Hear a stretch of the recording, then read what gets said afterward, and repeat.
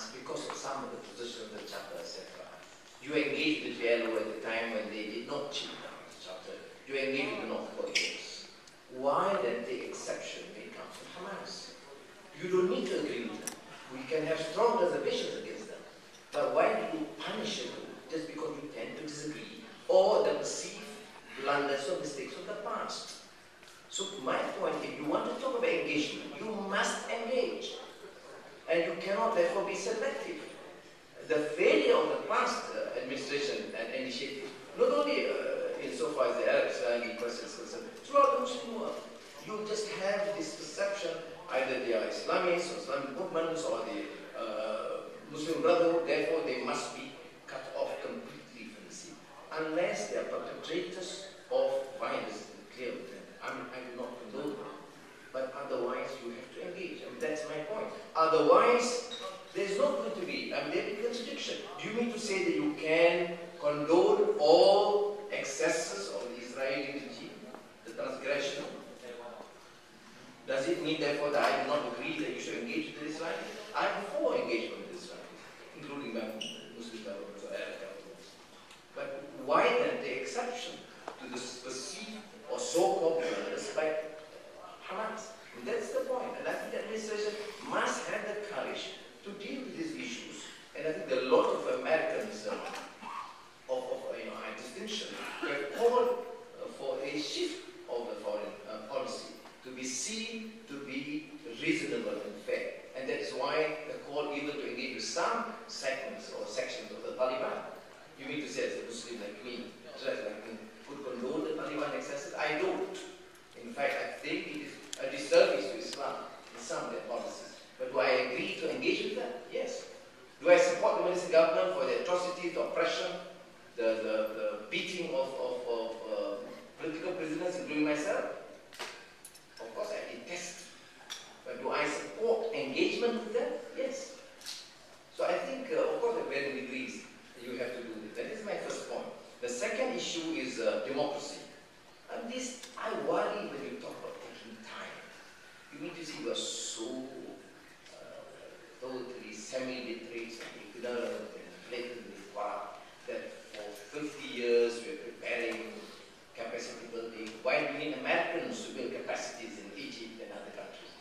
Why can't we do it and take the initiative? Why can't the entire area of Muslim have this resolve to push? What is the difference between Egypt and Indonesia? Indonesian transformation towards a democracy was very fast.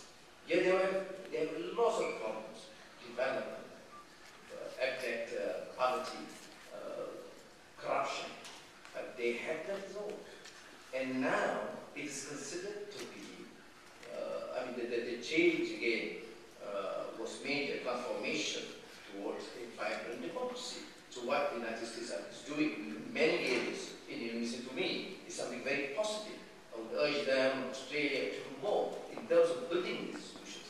But once we accept the fact that we cannot impose, it's not Washington dictates. You mean to say we clamor for reforms and change, oppose the Italians, oppose the French and the colonialism in this country, the British, because we want to be subjugated by this corrupt ruling clique. We want freedom for our people. And that's what I believe as a Muslim, with very consistent, my understanding of the maqasid of the Sharia is like, where you respect freedom, human dignity, rights of men and women, sanctity of life and property. Without that, I think it's totally irrelevant. It is therefore pertinent, and should be, thank you for your patience, very pertinent that Muslim voice are more pronounced in this. Look at Indonesia, slide example again.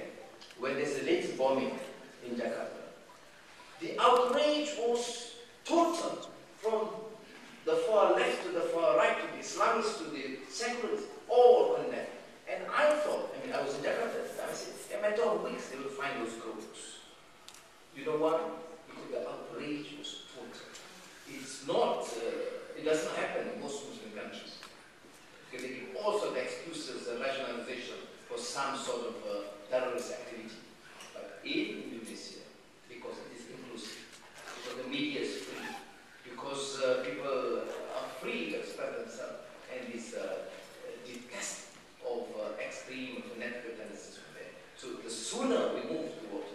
appreciating the fundamental Muslim value as freedom and human dignity, the better it will be for our societies. Thank you. That's a wonderful place to end. I really wanted to comment, but we're running a little late. Let's thank our panelists for a very frank and insightful conversation. And thank you all for coming early to the jet lag, but please vote for